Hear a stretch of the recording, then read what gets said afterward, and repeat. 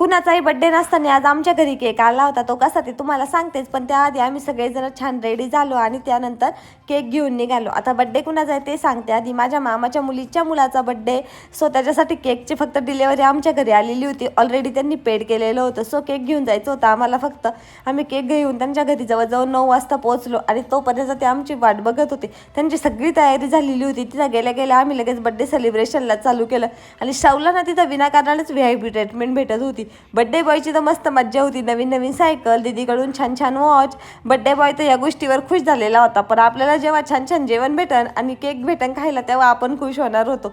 असो छान अशा गप्पा वगैरे मारल्या आणि जेवायला इतके छान प्रकार केलेले होते की बस मस्त पोटभर जेवण केलं. आता गप्पा मारता मारता 11:30-12 कधी वाजले ना खरंच समजलं नाही. भैया 2 व्हीलरवरती आला होता त्यामुळे तो पुढं निघाला आणि त्यानंतर मग आम्ही निघालो. असं करत करत जवळजवळ 12:30 वाजता घरी पोहोचलो. असा संपला आजचा दिवस. चलो बाय.